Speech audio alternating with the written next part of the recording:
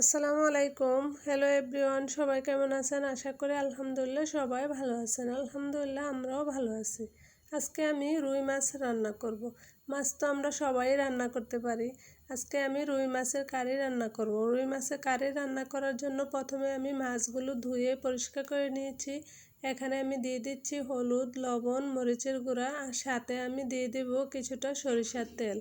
সরিষার তেল দিয়ে মাছগুলো আমি ভালো করে একসাথে মিশিয়ে নেব। ভালো করে মাছগুলো মিশিয়ে একটা সাইডে রেখে দেব কিছুক্ষণ পর মাছগুলো আমি ভেজে নেব।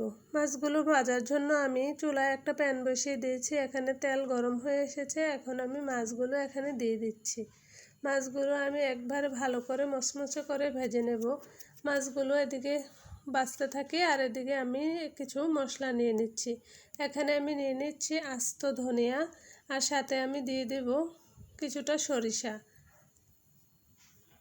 এখানে আমি নিয়ে নিচ্ছি জিরা আর কালো গোলমরিচ। সবগুলো মশলা একসাথে আমি কিছুক্ষণ পানির মধ্যে ভিজিয়ে রাখবো।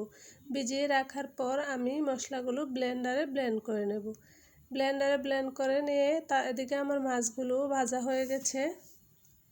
এখন আমি মাছগুলো নামিয়ে নেব। এই তো মাছ আমি নামিয়ে নিচ্ছি।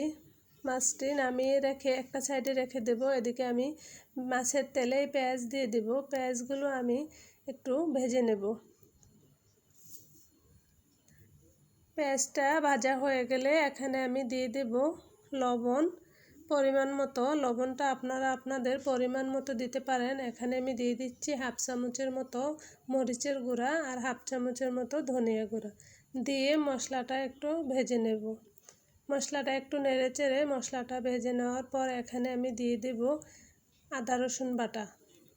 আমি এখানে 1.5 চামচের মতো আদা রসুন বাটা দিয়েছি। দিয়ে আবারও একটু আদা রসুন বাটাটা দিয়ে একটু নেড়ে চেড়ে এখানে আমি দিয়ে দেব যেই মশলাটা আমি ব্লেন্ডারে ব্লেন্ড করেছিলাম, ধনিয়া, জিরা, সরিষা, এই মশলাটা আমি এখানে দিয়ে দেব।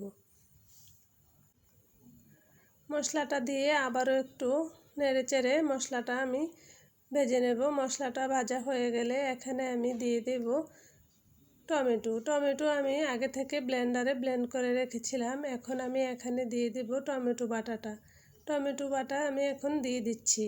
এখানে আমি 2টা টমেটো ব্লেন্ডারে ব্লেন্ড করে নিয়েছি। টমেটো বাটাটা দিয়ে আবারও একটু ভালো করে নেড়েচেড়ে কষিয়ে নেব যতক্ষণ না টমেটোর কাঁচা গন্ধটা চলে যায় আর তেলটাও ছেড়ে দেয়। এখন আমি ভালো করে টমেটোটা কষানো হয়ে গেলে এখানে আমি একটু পানি দিয়ে দেব। পানি দিয়ে আবারও একটু মশলাটাকে ভালো করে সবগুলো একসাথে কষিয়ে নেব। একসাথে কষানো হয়ে গেলে এখানে আমি আবারও একটু পানি দিয়ে দেব। পানি দিয়ে আবারও একটু নেড়ে চেড়ে বলক এসে গেলে এখানে আমি দিয়ে দেব মাছ দিয়ে দেব। আমার রেসিপিটি যদি ভালো লেগে থাকে তাহলে ট্রাই করে দেখতে পারেন। আশা করি ভালো লাগবে। আর ভিডিওটি যদি ইউটিউব থেকে দেখে থাকেন তাহলে সাবস্ক্রাইব করে নিতে পারেন। আর যদি ফেসবুক থেকে দেখে থাকেন তাহলে ফলো দিতে পারেন।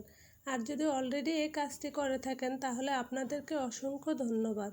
আর প্লিজ একটা লাইক দিয়ে দিবেন। আপনাদের একটা লাইক আমাকে অনেক দূর এগিয়ে যেতে সাহায্য করবে। এখন আমি মাছগুলো দিয়ে আমি 10 মিনিটের মতো চুলায় লোয়া হিটে মাছগুলো রান্না করে নেব। আমি এখন ঢেকে দেবো। এই তো আমার মাছ রান্না হয়ে গেছে। এখন আমি পরিবেশন করে নিচ্ছি। আর আমার রেসিপিটি আপনাদের ফ্রেন্ডসদের কাছে শেয়ার করে দিতে পারেন। এই তো আমি এখন মাছ নিয়ে নিচ্ছি। আসসালামু আলাইকুম, আল্লাহ হাফেজ।